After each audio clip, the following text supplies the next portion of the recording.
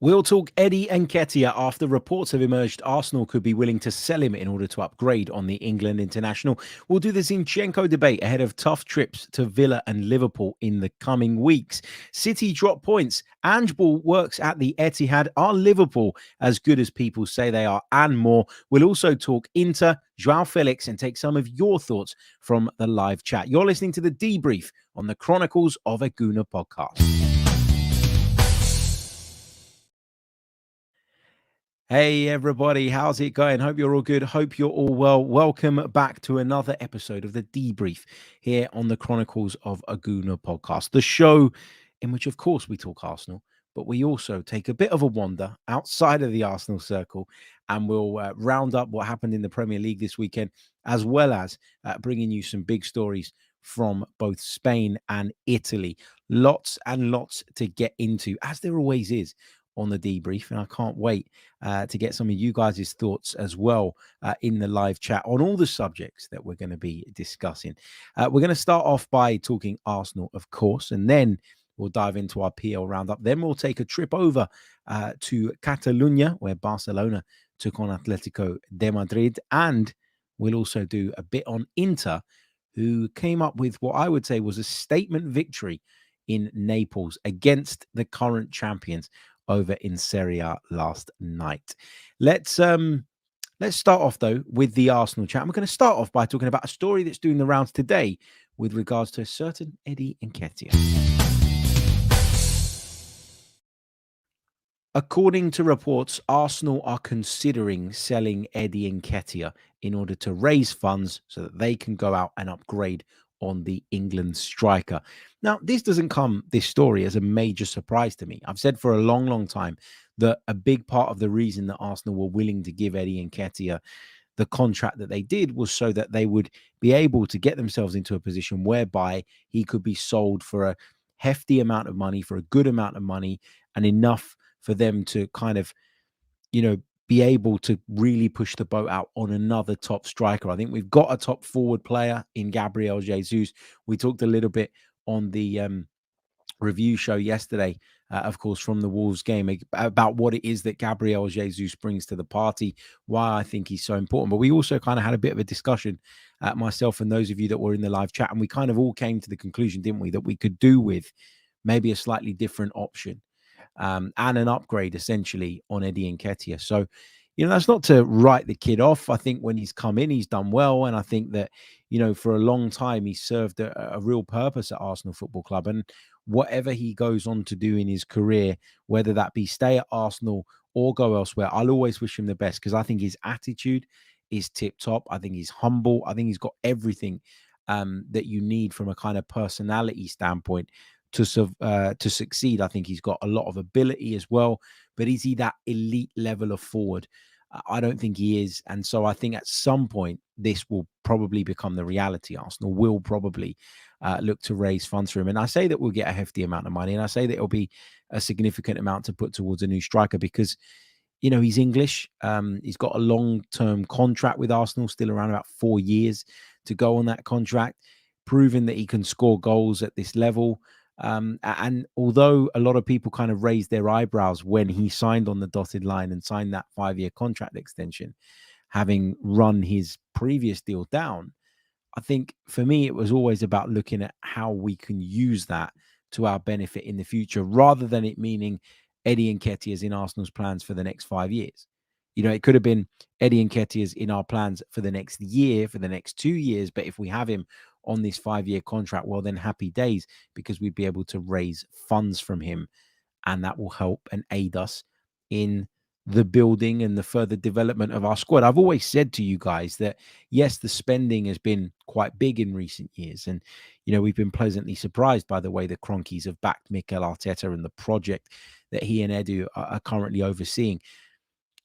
But there was always going to come a point, and there will always come a point where we're going to have to raise money ourselves. And I think KSE looked at the state of the club, when Mikel Arteta came in, when Edu came in, and just accepted that everything was broken, fundamentally broken. And the fact that we'd signed so many poor players for big amounts of money on big contracts for a number of years prior to that had put us in this position where we had a squad of dead rubber, but we were never going to really raise any money from that dead rubber. And so, yeah, you can scrap them, but it isn't going to bring you the financial reward you need. So what Arsenal did was take a decision to, push the boat out in terms of the spend to make sure that they got in players that they felt could take the team forward. But as I say, that was always going to level out at some point. There was always going to come this point where we'd need to start being smart. You look at, I don't want to sell him, but you look at Emile Smith Rowe and you think about, if what he could be worth if he gets himself fit again. And, you look at these players and you think, yeah, they could be useful, but there will come a point where we'll need to move some of them on. And if we can bring in decent money for them, well, then happy days. So Eddie Nketiah, do I think he's going in January? No, despite what this report says. I think come the summer, though, if Arsenal are going to go out and bring in another big striker, because I don't expect or envisage that happening in January, then there may no longer be a place for Eddie Nketiah, or a place that he is still satisfied with, and he may choose to move on. He may want to move on. The club may decide to move him on if a good offer comes across the table. So I do think Eddie's days are numbered at Arsenal.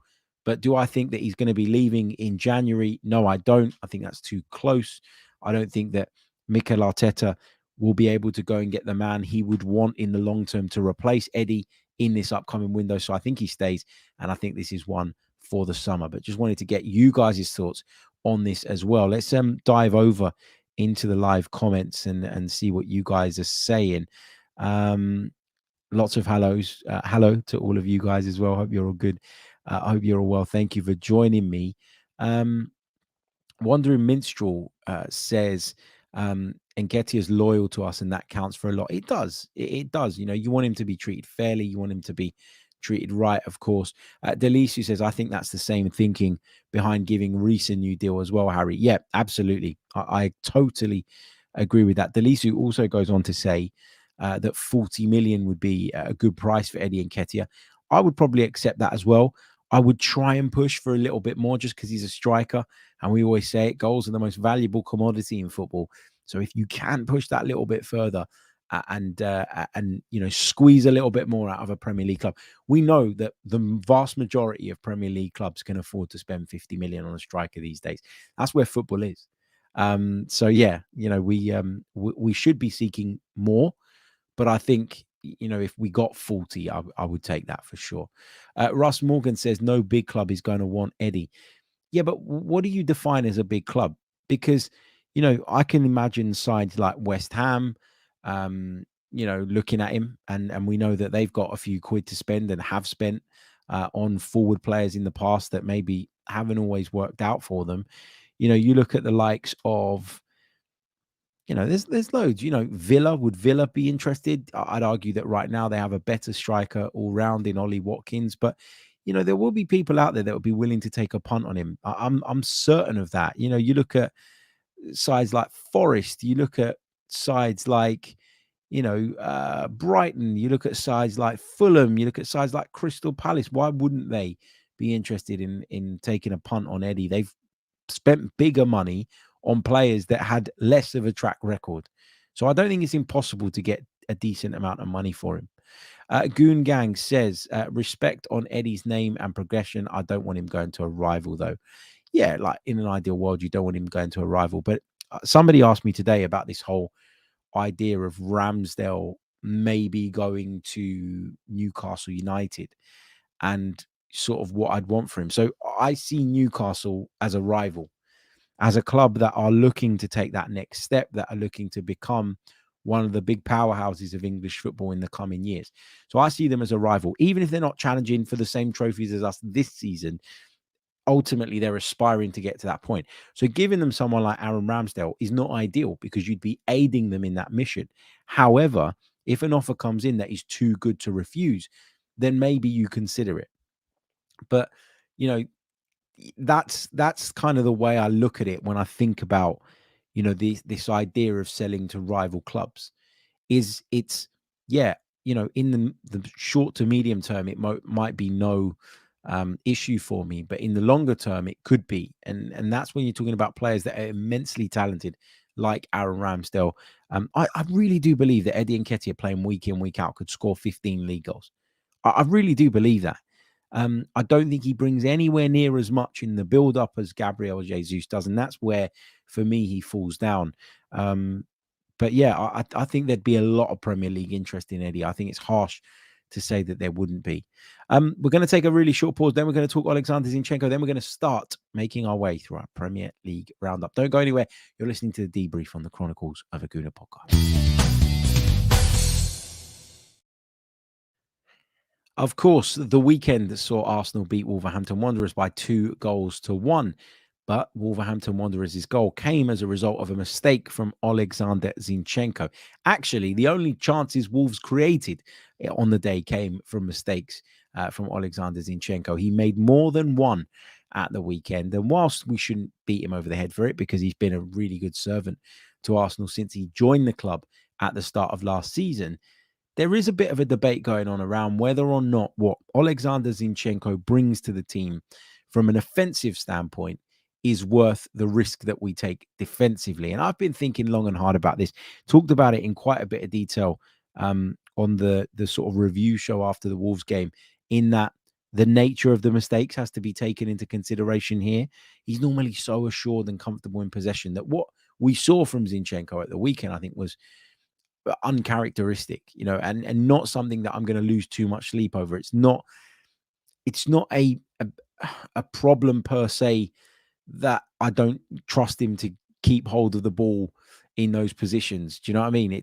I've seen him get torn apart by wingers. I've seen him get pinned by, wingers that were just way too good for him and way too hot for him to handle. But on this occasion, I just think he was having a bit of an off day. But the debate is valid because it's a debate that's been going on for a long, long time. I think there are games where you need Zinchenko, where you're going to face a low block. The space is going to be limited. You need that extra body to come in from fullback. And someone of his quality on the ball, someone of his guile, someone with his vision, is a very, very handy weapon. And we broke down a lot of teams last season that we were struggling to break down by utilizing Zinchenko in the right way. In the game against Wolves, we saw both sides of Zinchenko, right? We saw him defensively look a little bit suspect in terms of not being responsible enough, or as responsible as he normally is in possession. But we also saw him get forward and play an instrumental part in Arsenal's second goal of the game. So I've got mixed feelings on this. But what I will say, and feel free to let me know what you think on this, is that going to Villa at the weekend, if fit, if available, I would prefer to see Takahiro Tomiyasu playing at left back. I would prefer to see us take that slightly more safe approach, that slightly more pragmatic approach. Now, I would apply the same again when we go, of course, to Anfield on the 23rd. I would even argue that I would apply the same thing when we play Brighton. But then I'm crossing into debatable territory. I think a lot of you would agree with me that going away to Villa, going away to Liverpool, actually putting Tomiyasu in at left back is probably the sensible and responsible thing to do. But then we get to teams like Brighton, where we know they carry a threat. We know they're good enough to hurt us. But are they such a big threat that we essentially abandon,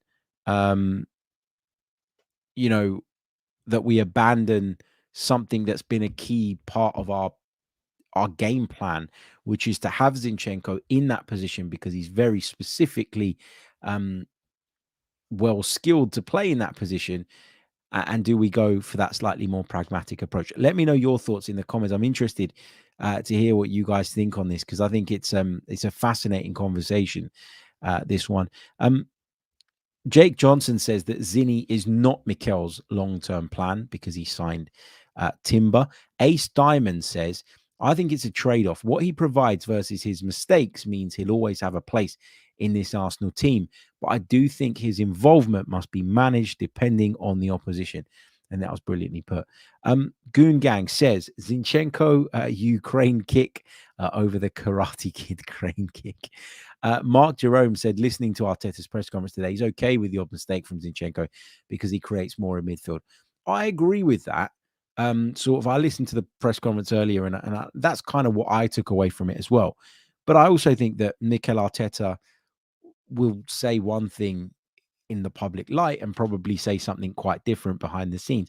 I'm sure he would have had a bit of a go at Zinchenko. I'm sure he would have said, look, man, you're one of our experienced players. You're one of our leaders. You're one of the players that the the rest of the group look to for inspiration. You can't be that loose in possession. It just sends the wrong message, and you've got to maintain a higher standard of performance. But he's not going to come out publicly and throw him under a bus, is he? So although I agree with you, I think that I'd always be mindful and wary of the fact that, yeah, Arteta's giving one message in the media, but I think he'll be considering whether or not Zinchenko should play in those upcoming games, as I say, at Villa and, of course, at Liverpool. Jake says, I think Zinny has actually defended well this season. He just lost it in bad areas. What else have we got? Kashif says that he'd like to see Zinny play in midfield. James says Zinny should play tomorrow then, and then it should be Tommy or Kivior at Villa and Liverpool. We're going to do our Luton preview podcast tomorrow morning. That'll be available on Tuesday morning, bright and early, for you guys to tune into.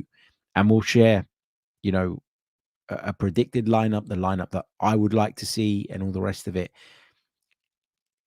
Mikel Arteta has been speaking earlier today, and he said that when it comes to Tomiyasu, that he's not fully been assessed yet, that they're going to keep an eye on him because to see how he does tomorrow. And then they'll make that decision. I mean, I'm hoping that that's the case. I'm hoping that it is so minor that actually he's still in contention the day before the game. But when it comes to Tomiyasu, you're always worried and concerned, aren't you, by the prospect of him being out for a sustained period of time. So fingers crossed that isn't the case, and he can be involved again nice and quickly. We've got a comment here that says, I don't think Arteta completely trusts Kivior yet. I don't think he completely trusts him at left back yet. I think he trusts him at centre back. He trusts him as a deputy to Gabriel. He trusts him as the next in line, should one of Saliba or Gabriel go down with an injury.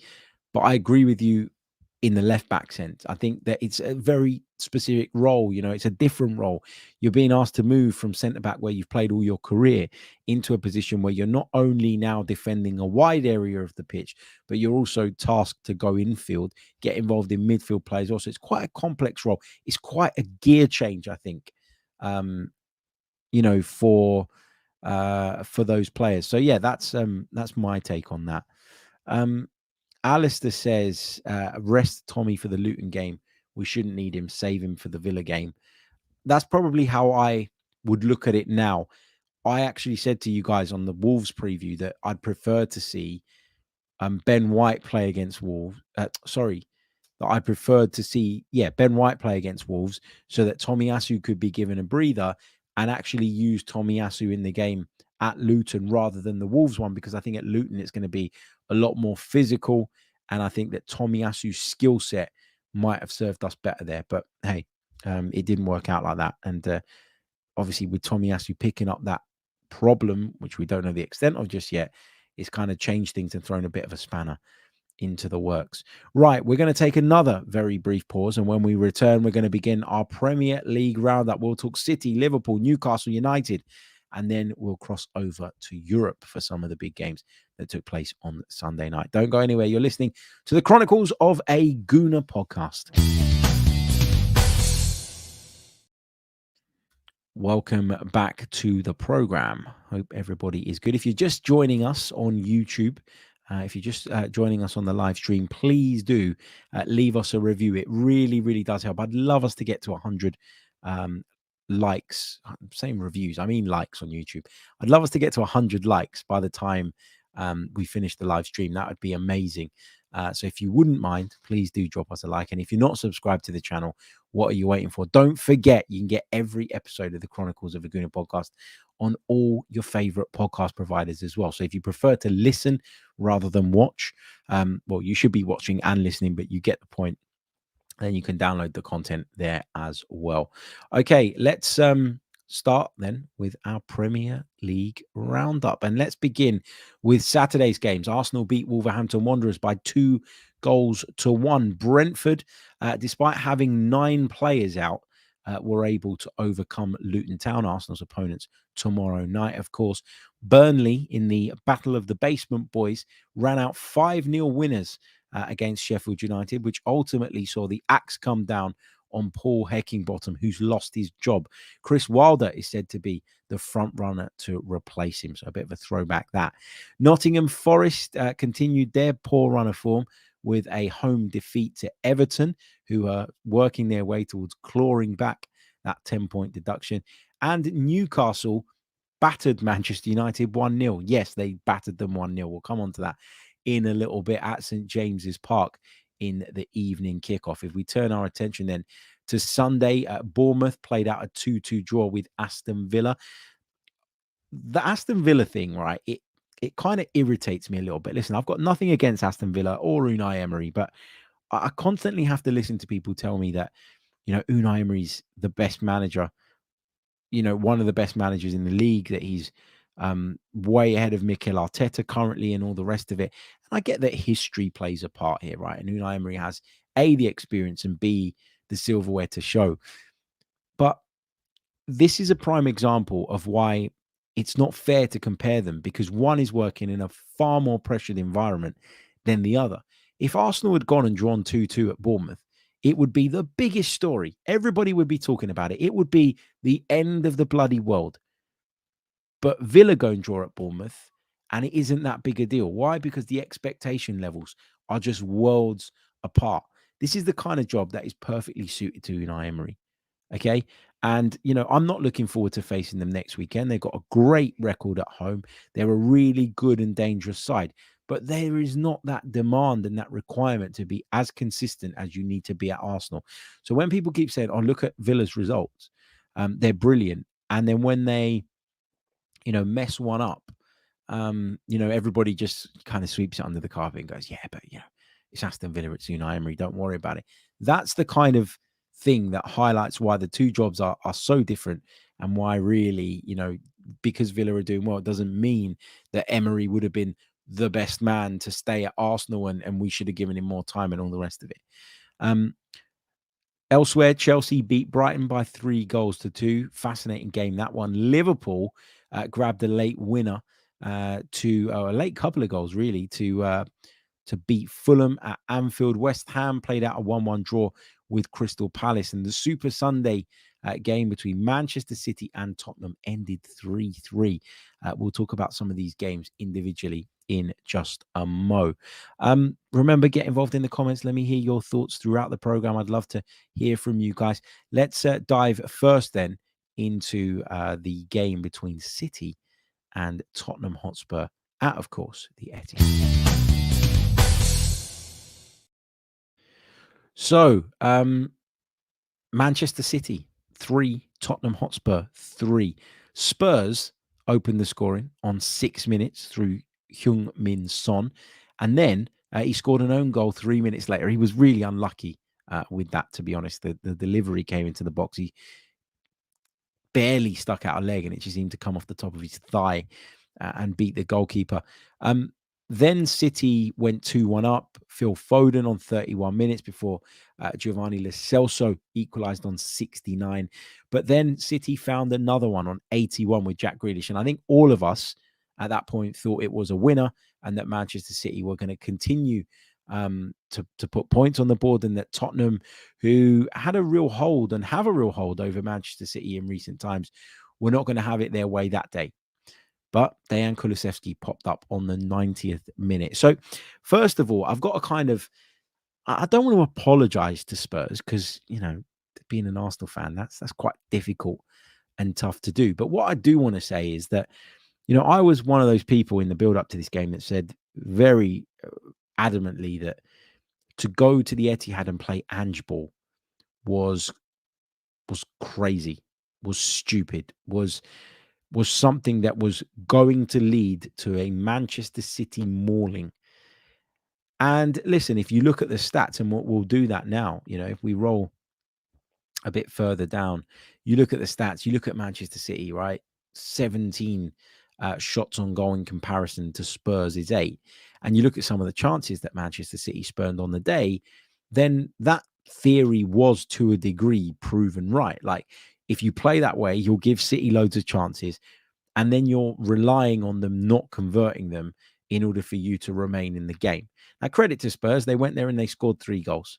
In fact, they scored 4 goals. They scored one of Manchester City's for them as well. But I think the key here, and why Spurs were able to make a good fight of this, and why they were able in the end to come away with a point, is, well, the key is in that possession stat. 55% Manchester City had. Go back to the game where Arsenal beat Manchester City earlier in the season, and you'll see that the possession was pretty similar to this. You don't need to have the lion's share of possession against Manchester City, but you need to have enough for them not to be able to suffocate you. And so where I'll give Ange Postecoglou credit this time around is that if he did go there and sit back and soak up with the players that he has, City would have had more possession, probably 70, 72% possession. And the more possession City have, the more chance they have of breaking you down, the more likely they are to wear down your resolve, no matter how strong it is. So I think that's the key. I think at times some of Tottenham's pressing was a bit bold and, had the potential to be very costly. They needed a bit of luck along the way, but they got it.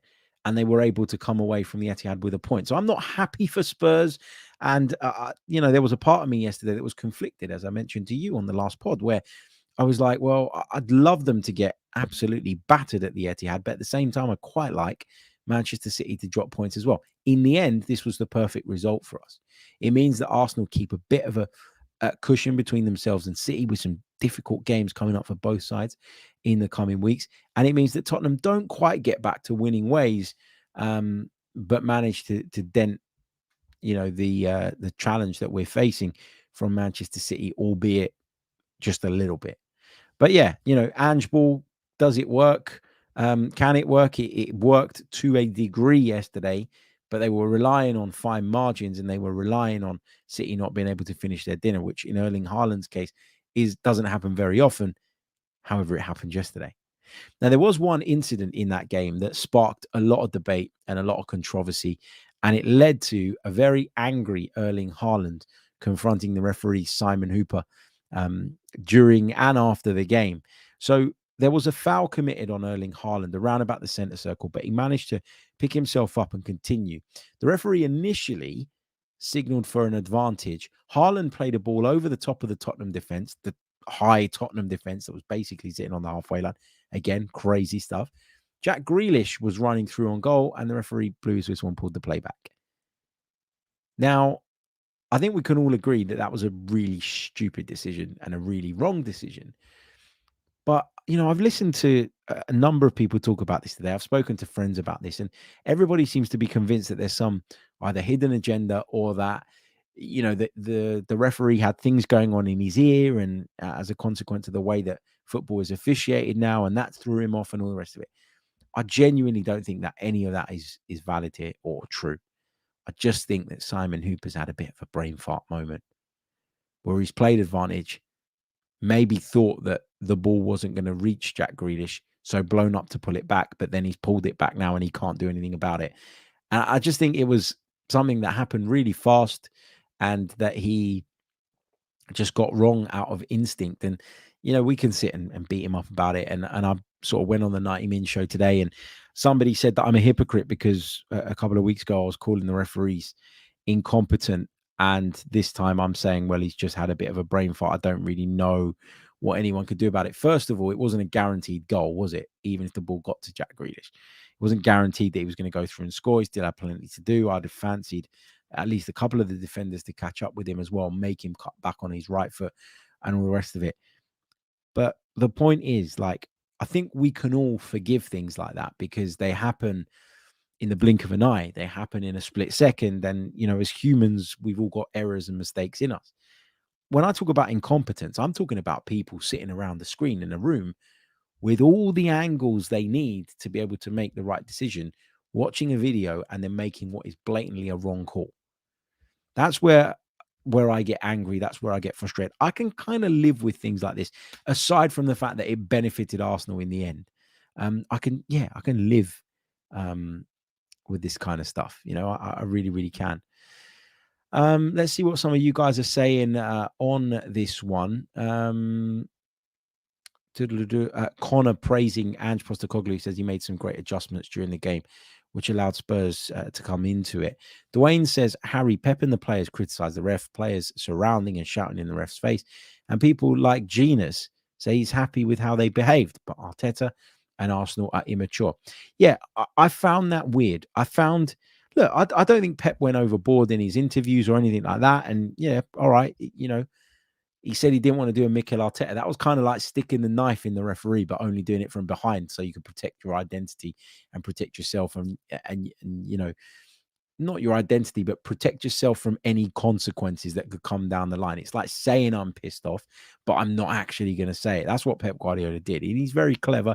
He's way more experienced than Mikel Arteta. He's been around the block a fair few more times. And he probably dealt with that in a better way. I do find it weird, though, the fact that nobody wanted to criticize Haaland's conduct or the conduct of some of the other City players that were aggressively gathered around Simon Hooper, who generally yesterday I thought had quite a good game. Connor says that Pep taking off Foden stumped him. He says that probably cost him the 3 points. Alistair says, I think for Spurs, it's not just the way they are playing. It looks like the players are actually playing for the manager, which I don't think they were in the last couple of seasons. Yeah, I think that's right. Jake Johnson says, Harry, you said you were taking a day off of football on Sunday. Did this happen? It was a great day of football. So it kind of half happened. I went to a friend's sort of Christmas gathering.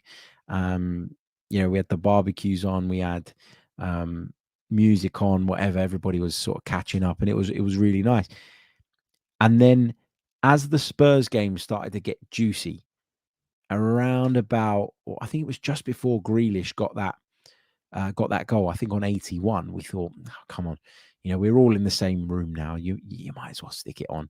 So we stuck it on in the background, and we were all glued to it between that moment and the finish. Now I know that's not a long period of time, but when you're wanting Spurs to equalize, they do, and then you're kind of waiting for them to hold on and see it out. It felt like an absolute age. I did come home though, having seen that and having seen some of the scores from earlier in the day, and sit and watch all of Match of the Day, of course, which is great when there's a good day of football. Absolutely brilliant, isn't it? Russ says barbecue in the winter. Yep, of course, mate. Do you know what? Shall I show you guys a picture? There are. Hold on a minute. Let me find it. My mate has got an incredible setup. He really, really has.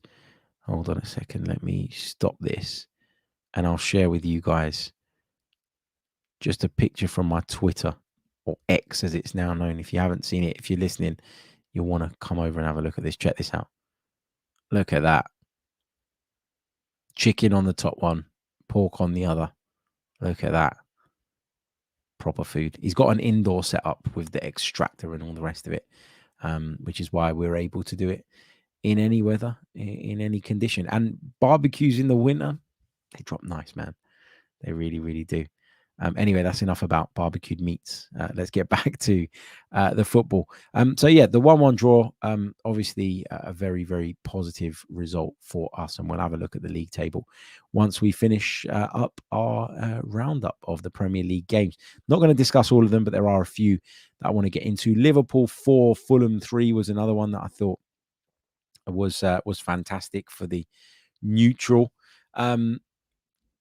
You look at the way that this one went, and you look at the goals that Liverpool scored, all of which were absolute worldies. I know the free kick, the first one, was given as an own goal to Bernd Leno because it came off his back, but you got to give, I beg your pardon, Trent Alexander-Arnold immense credit for that. And McAllister's goal of the season so far for me.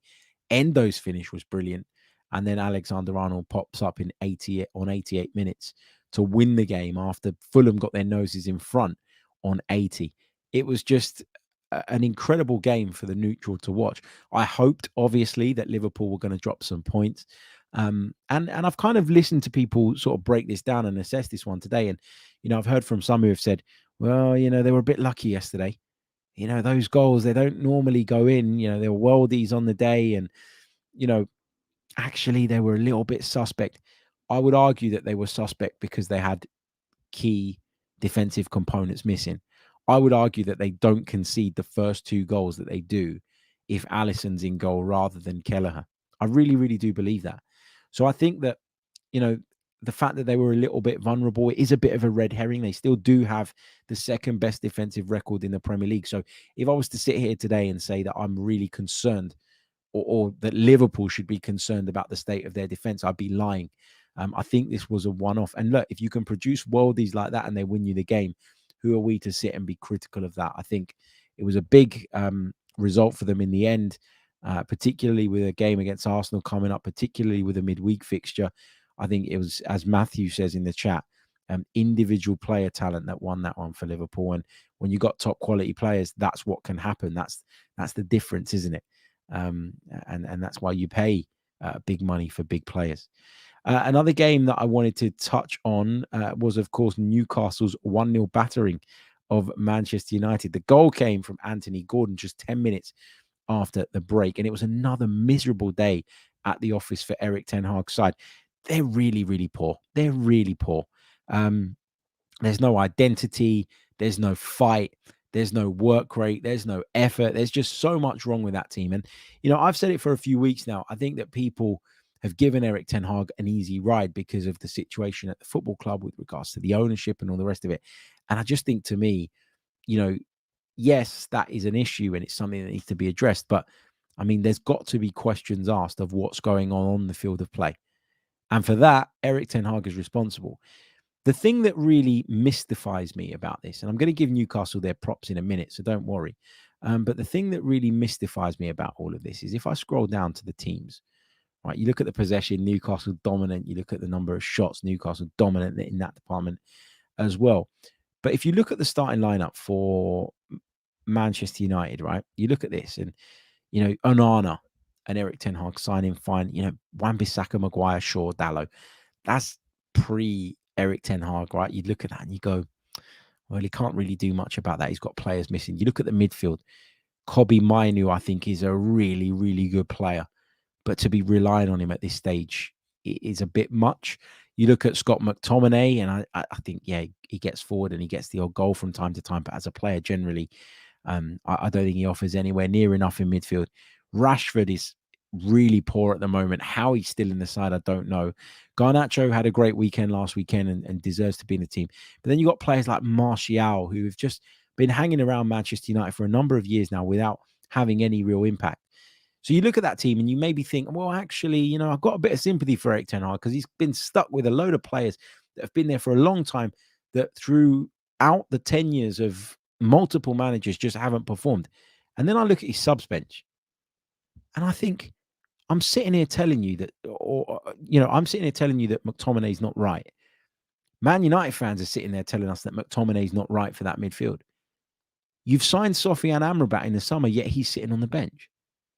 We've heard over and over again that Anthony Martial is not good enough. You've brought in Rasmus Højlund, and Rasmus Højlund is sitting on the bench. You've brought in Reguilon as a left back, and you put Dalot in at left back instead, who is a right back, really. Question marks there. And then we've talked about Marcus Rashford, who's been stinking out the place this season. He's been really, really poor, really below the level that we know he can reach. I mean, he got 30 goals last season. And instead of using Anthony, the £80 million plus winger that Eric Ten Hag went all out for, he's sitting on the bench. To me, it doesn't make an awful lot of sense. And Eric Ten Hag's spoken about the need, apparently, to keep people fresh and all the rest of it. What are you keeping them fresh for if you're not taking the Premier League seriously and the trip to Newcastle seriously? Because you might be going out of the Champions League, and with every passing week where you're dropping points, the likelihood of you making the Champions League for next season is reducing. So to me, it just doesn't make sense. I do want to give Newcastle their flowers because I thought they were brilliant on the night. They'll be really disappointed that they've lost Nick Pope, another injury to add to their problems. But you look at this lineup of Trippier, Lascelles, Cher, and Livramento across the back, Miley, Guimaraes, and Joe Linton in midfield. And then that front trio of Almiron, Isak, and Gordon.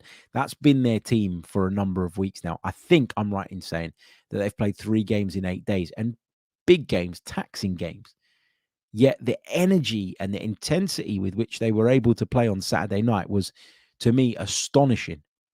Really, really was. And it's a credit to, I know people will point at Eddie Howe and they'll give him the credit and the flowers and all the rest of it. But for me, this is a credit to those players.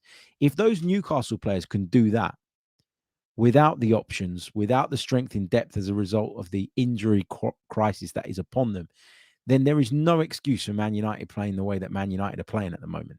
Therefore, I've got to look at Erik ten Hag, but not just him. I've got to look at the players as well. So I think for me, Newcastle did brilliantly. It's a big win for them. It should have been way more than just the one, which will be Eddie Howe's only disappointment. But I think having gone to Paris in midweek, having been on the end of that really controversial decision and all the rest of it, what they'll actually be more than anything is relieved that they were able to get back to winning ways in a Premier League game and take another step towards kind of moving on from that nonsense over at the Parc des Princes. Alistair says, Man U are just rotten from the top to the bottom. Overrated players, crap manager, crap owners, stadiums falling down, and a shit training ground. Mark says the difference between the Newcastle and Manchester United lineups is that all the Newcastle players play for each other. That's it. A lot of people highlighting specific Newcastle players. I've seen somebody bring up Livramento. It was Moss.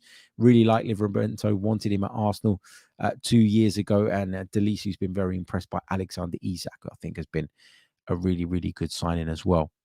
So that's my review or thoughts on that game between Newcastle and Manchester United. I'll tell you what we'll do before we wrap up our Premier League roundup. Let's have a quick look at how the table lies, because of course there is a midweek set of fixtures which is going to be really, really interesting. Some big games. We'll bring you up to speed with what they are in just a second. But as it stands, Arsenal sit 2 points clear at the top of the Premier League, 2 ahead of Liverpool, who are on 31. Manchester City sit in third on 30. So we have a 3-point lead over City at the moment, but just a 4-point lead over Villa, who sit in fourth. And of course, we travel to this weekend. Not though before we play Luton. Newcastle are in 6th. Man United are in 7th. Brighton are in 8th, despite people saying that they're struggling to balance Premier League and Europa stuff. I actually think that if Brighton were to finish in the top 10 with the Europa League campaign, that would be a really good season for them. Chelsea are down in 10th after their win. It looks a bit brighter than it did before, but they're still down in 10th.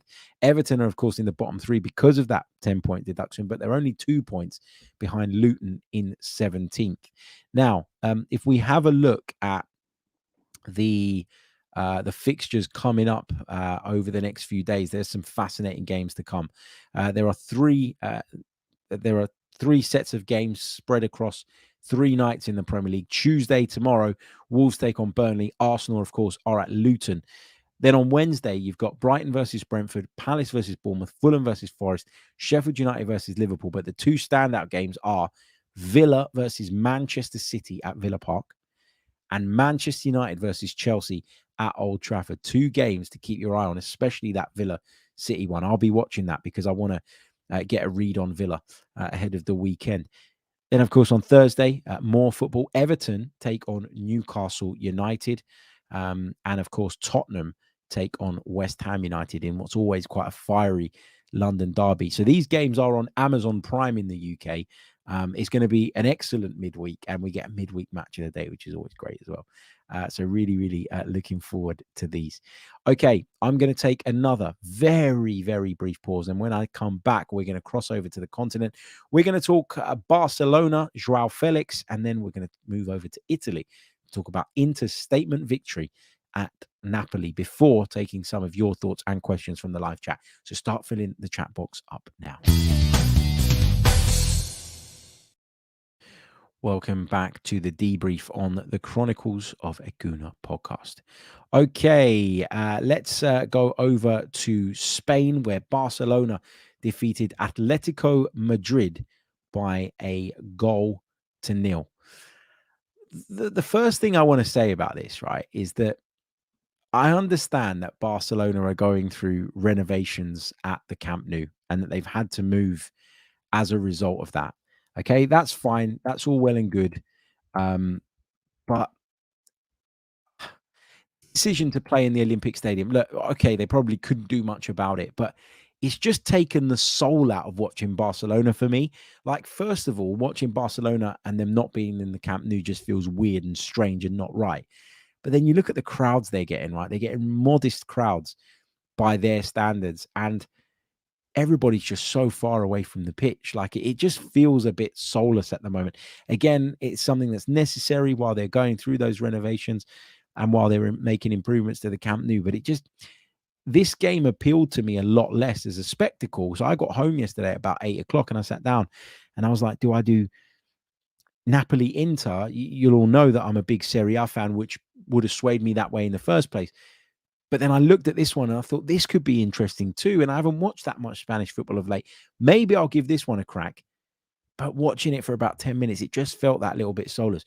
What was a big story, though, was that Joao Felix, of course, an Atletico Madrid player, officially did, of course, come up trumps for not Atletico Madrid, but Barcelona. Funny that he's allowed to play, first of all, because that wouldn't be allowed to happen, of course, in this country.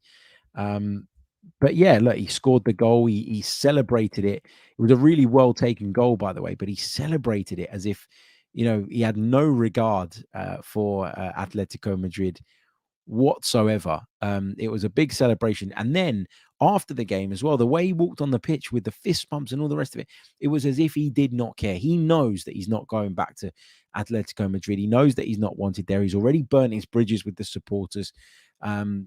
But for him, it would have been bitterly sweet, actually, because I think he feels that he's been sort of harshly treated by some of the supporters, but also the management at the football club as well. So yeah, I'm pleased for Joao Felix on an individual level because, he came to the Premier League and he joined Chelsea and people were like, oh, well, is that a good signing? I don't know. We'll have to see how it goes. And I thought he started brilliantly, but then he was playing in a side that was just never going to succeed. So it was always very, very difficult for him, I think, to ever really establish himself and make that impact. So yeah, I've got some sympathy for Joao Felix because I think he's super talented, and I think he'd have enjoyed that moment yesterday. Well, you could see that he enjoyed that moment. Barcelona beating Atletico Madrid, taking them 3 points above Diego Simeone's side, but they have played a game less. Los Rojiblancos, as they're known, Atletico Madrid. So the La Liga table now looks like this, and it's quite interesting. Real Madrid are top on 38 points. They lead Girona. Girona, what are they doing there? You might say.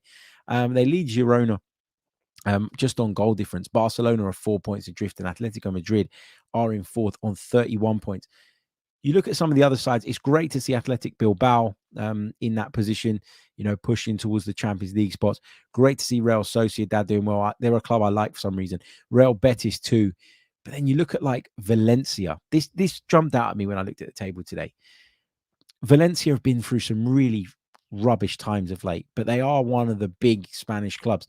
Now, obviously, I've never forgiven them for dumping us out of the Champions League on a couple of occasions, but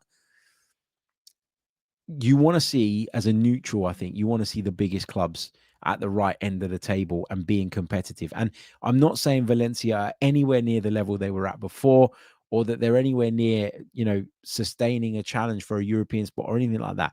But just to see them seemingly away from danger is a positive thing. So that's that from of course, the game over in Spain. If I cross over to the Italian Serie A, here we go. You can always rely on the BBC website. Brilliant. There's so much to. It's just so easy to use. There's just so much access to so many different things. I'll take you through what happened yesterday in the game between Napoli and Inter. Inter took the lead at the Stadio Diego Armando Maradona. I had to think about that for a second. Çalhanoğlu scoring right on the stroke of halftime, which with what was a wonderful strike. If you haven't seen it yet, give it a Google, give it an X search, not the wrong kind of X as in Twitter, just trying to get used to saying that.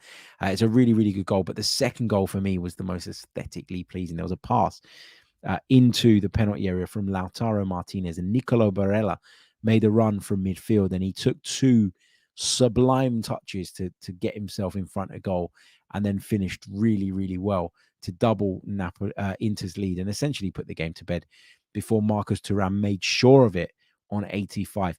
This is a big win for Inter. They played Juve last week. It was a 1-1 draw. And a lot of the talk was around, the fact that these two teams were quite level, were probably going to be neck and neck come the end of the season. I'm not going to write Juventus off. A lot of Juventus fans have written them off. Even the club's ownership are being very kind of tight-lipped about what they might be able to achieve moving forward and all the rest of it. I think that Juve are in the mix, but this was a big statement victory for Inter to go away to the reigning champions, perform as well as they did, and win as convincingly as they did is massive. And Simone Inzaghi, for me, is establishing himself as one of the best coaches in European football. A Champions League finalist last year. He's probably going to be a Scudetto winner this year. They are the favourites, of course. They probably do have the strongest squad on paper. And results like this are only going to help. So, yeah, a big result for them. If we take a look at the table and what this means, here we go. It means that Inter are now 2 points clear of Juve at the helm. Milan are 6 points adrift of their city rivals. Stefano Pioli's coming under a little bit of pressure at the moment. Roma got a victory, which took them up into the top four. Fiorentina are in sixth. Lazio, who are going well in the Champions League, not going so well in the Serie A, though, at this moment in time. But yeah, that's how it stands. Like, you think about it, there's 6 points separating first and third. It feels like the top two are going to cut themselves adrift of everybody else, and that it probably will be an Inter-Juve title race, which will be fascinating because nobody's given Juve a hope, as I've mentioned. Maybe I am, though. We'll have to wait and see. Thank you all so much, of course, for tuning in. I'll take a couple of questions before I go. My wife's furiously texting me saying, "You said you were going to be in the house at 5:30. Dinner's been ready for the last 22 minutes. It's going to get cold, and then you're going to moan at me and all the rest of it." And I'm not going to moan.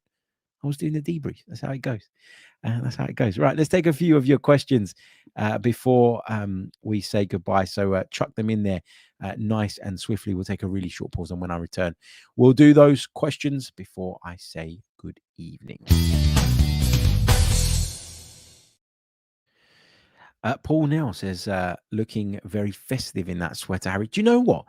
I've had a few people say that to me today. It's not even a Christmas jumper, but it looks like one. I can get away with it, I think. But yeah, it's not actually a Christmas jumper, but yeah, yeah, it's doing the job at this time of the year, I suppose. I'm just bringing something up on my screen in response to one of the other questions in the chat, because I just want to make sure I'm giving you the right information on this. Russ says, "Happy wife, happy life, Harry." Yeah, you're not wrong there, mate. You're not wrong at all. The question was, is Kieran Tierney still injured in Spain? I'm just having a look. He's only made 5 appearances this season for Real Sociedad, with who he's playing his football currently, of course, on loan from Arsenal. He was on the bench against Sevilla on the 26th of November, and he played 49. No, sorry, he played 74 minutes against Osasuna at the weekend at left back. So he is back. He is available. But yeah, he missed games against Atletico, Mallorca, Vallecano, Barcelona, and Almeria. So he missed the last 5 prior to that. Of course, Sevilla game in which he came on off the bench. What else have we got? Moss says, Dortmund, Leverkusen, that was a good game. Yep, 1-1. I think it was. Dortmund manager Edin Terzic not happy with a couple of decisions that went against his side in that game. Boniface got the goal to tie it. Moss says Xabi Alonso is looking a good manager. He's looking great. He really is. He's looking brilliant. He's destined for a top job. I wouldn't be surprised if he's the next Real Madrid manager. I know Liverpool fans are quietly hoping that he'll take over from Jurgen Klopp eventually. Maybe he'll go there one day. But for me, he's the next Real Madrid manager. I think Carlo Ancelotti will move on, and he'll be the one that they go after. Paul says, I didn't get to comment on the barbecue, was in the car. Look, dynamite. You inspired me to get the rotisserie attachment for the charcoal. Good lad. Good man. Salah Hadeen says, thoughts on Arteta's overall management of the Arsenal team and need for control in times of chaos. I think we look better at that. I think we do look better. in terms of how we control our emotions, how ruthless we are. I know that Saturday wasn't a great example of the ruthless side, but I just think that we seem to be a lot calmer, a lot more composed, and look just like a way more experienced outfit, which is going to serve us well at the business end of the season. I really do. Alistair says, "What do you think of the of Paulinho from Fulham links?" Sorry, what do you think of the Paulinho from Fulham links? I think he would be a very smart signing, like Trossard was. I like Paulinho, but the amount of money I think it's going to take to get him out of Fulham in January, given what we know Bayern were going to pay for him in the summer, I think is going to make it one that we just have to pass up, and one that we will probably not be able to do. That's just my view on that. Jake Johnson says, "Did we discuss the Liverpool Cup fixture?" We didn't. That completely slipped my mind. I mean, it's not the draw you want, is it? It's home. It's at home, and it'll be a nice occasion. And it's good to have an FA Cup game that we'll all be bang up for, I'm sure. But yeah, it's not what you want. It's not what Mikel Arteta would have wanted, and it's certainly not what Jurgen Klopp would have wanted, a trip down to Arsenal in the FA Cup third round. But hey, the FA Cup is magic. You never know what can happen. Could be a fascinating game. Right, I'm going to leave it there. Thank you all so much for joining me. Better run before the wife comes after me with a wooden spoon. Yeah. I'm not saying she does that. I'm just kidding. It's just a very it's a very traditional old Greek lady thing. I'm not saying my wife's an old Greek lady. Jesus, I'm digging myself a hole here. But my gran used to chase me around with a wooden spoon when I was naughty. And we kind of always joke about that. So yeah, probably needed to provide a bit of context there. Thank you all so much for tuning in to this episode of the Debrief. If you enjoyed it, please let me know in the comments below. Leave a like on the video, subscribe to the channel if you're new. If you're listening on audio, subscribe and leave us a review as well. But your feedback on the Debrief is really important to me, because it is a new content strand that we started a few weeks ago. I think they've gone well so far. I think people are enjoying them, but I always like to hear from you guys if you are, because if you're not, then we're not going to do them, right? We want to do things that you guys enjoy and that you want to listen to, because without you, this channel is nothing. So please do let me know in the comments if you enjoyed it, and I'll catch you all soon. Until next time, goodbye.